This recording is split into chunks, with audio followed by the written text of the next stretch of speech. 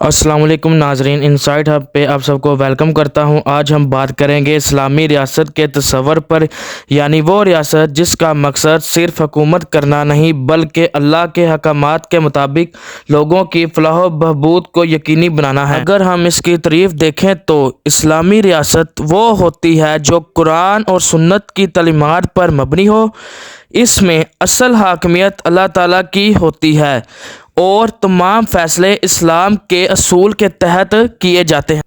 اب بات کرتے ہیں اسلامی ریاست کی خصوصیات کے بارے میں۔ اسلامی ریاست کی بنیادی خصوصیات ہیں۔ اسلامی ریاست میں شریعت کو برتری حاصل ہوتی ہے۔ ہر فرد کے لیے عدل، برابری اور عزت کا ماحول ہوتا ہے۔ نسل، ذات یا زبان کی بنیاد پر کوئی فرق نہیں کیا جاتا۔ اقلیتوں کے حقوق کا مکمل تحفظ کیا جاتا ہے۔ اب ہم دیکھتے ہیں اسلامی ریاست کے مقاصد کیا ہوتے ہیں۔ یہ ریاست عدل و انصاف قائم کرتی ہے، اخلاق و کردار کو فروغ دیتی ہے، عوام کی فلاح کے لیے کام کرتی ہے اور ہر ادارے کو جوابدہ بناتی ہے۔ اب ہم دیکھتے ہیں اسلامی طرز حکومت کیسی ہوتی ہے۔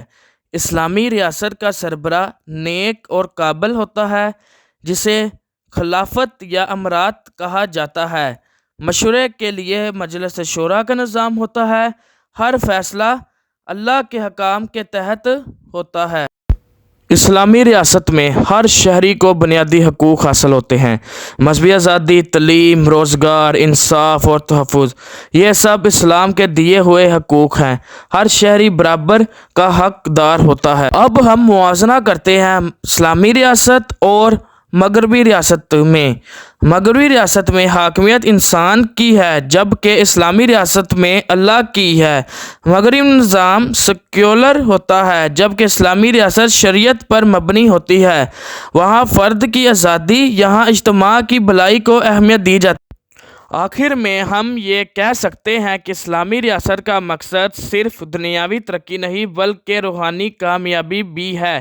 یہ انصاف، برابری اور اخلاق پر مبنی ایک متوازن نظام فراہم کرتی ہے جو دنیاوی آخرت دونوں کی کامیابی کا ذریعہ ہے۔